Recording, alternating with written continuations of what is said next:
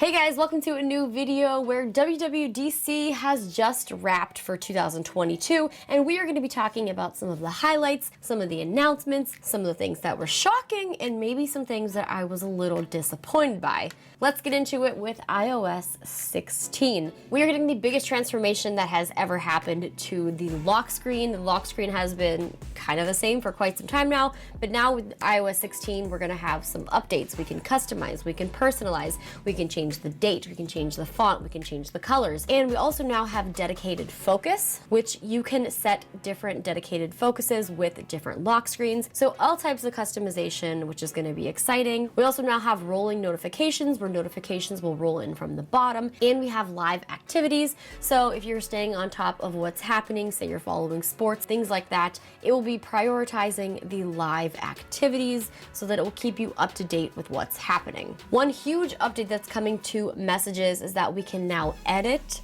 unsend, and mark unread. That alone is just a game changer. I don't know if you've ever accidentally called someone babe and you didn't mean to, you can now fix it. It's actually really funny because in the keynote, that was their demonstration where they accidentally said babe and they meant to say Gabe. And I'm like, I have been there, I have done that, I get it. So thank you for that feature. Also now with device dictation, we can now switch between voice and touch. So if you are doing a voice message, the keyboard will stay up so that you can easily switch between both, which is pretty great. Apple Wallet is also getting an update. We have Maryland and Arizona with the electronic driver's license, with 11 other states coming. We also have Apple Pay Later, which will allow you to pay 4 equal payments spread over 6 weeks with no fee, no interest. I think that's also a really cool feature. SharePlay is also coming to messages. So now with SharePlay, you can do this for TV shows or for music or Fitness Plus. So you can now share that with friends remotely over messages. There's a lot of updates to Maps as well as sports and family sharing. A lot of really great options when it comes to how you want to share photos with your family.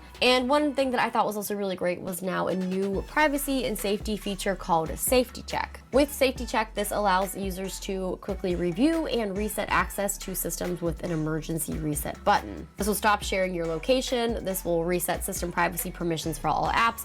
Also protects access to messages by signing out of iCloud on all of your devices. Some really exciting announcements and upgrades also coming to CarPlay. CarPlay can basically take over all car screens, so it'll give you the very best of not only your iPhone, but also your car. You can control your car radio, climate controls, and you never have to leave CarPlay. All iPhone communications with the in-car systems will display all of the data. This will also support multiple sizes and shapes of screens. That might be one of the top announcements from WWDC that excited me the most, which says a lot because I used to not like CarPlay. WatchOS 9 also got a lot of really great updates. We have new notifications. We also have a new workout app. If you are a runner or someone who wants to become a runner, the Apple Watch is going to be updating a lot of different metrics to help better understand your performance and how you are running. There's now a vertical oscillation metric, which will take into consideration, up and down. So your movements while you're running, maybe you were going too high up, which is using too much energy. It'll also tell you the stride length and the ground contact time. We also now have heart rate zones. Just a lot of really cool updates coming to WatchOS 9, especially for people who are runners or just into fitness. There's a new medications app that can help users keep track of their medications.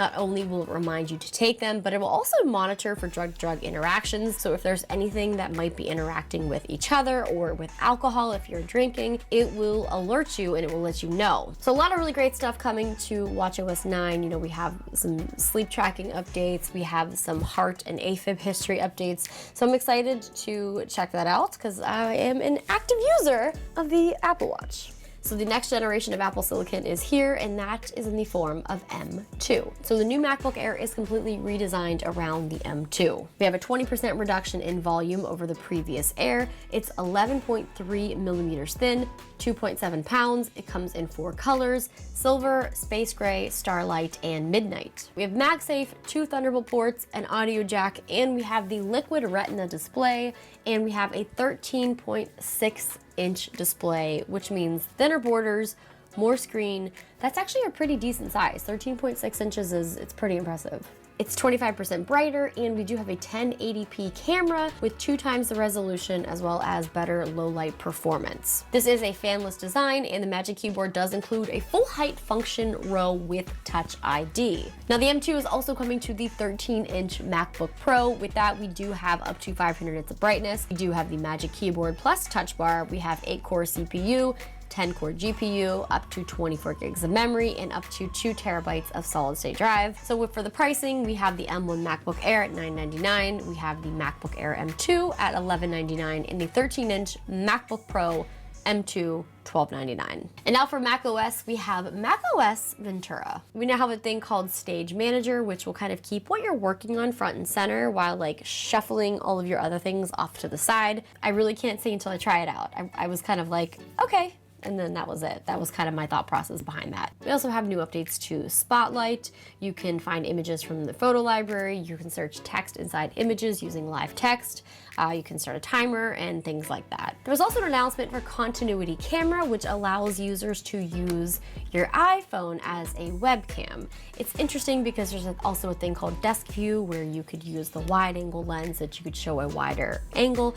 I could see that being useful, but would I want to be using my phone camera, you know, as an additional webcam? We now have handoff when it comes to FaceTime. So say I am taking a FaceTime, I walk into my office, I sit down, my Mac will recognize that I'm on a FaceTime, ask if I want to join on here, or if I have an iPad, it will also do the same thing. So basically it will give you options to take your FaceTime in whichever way is the most convenient for you.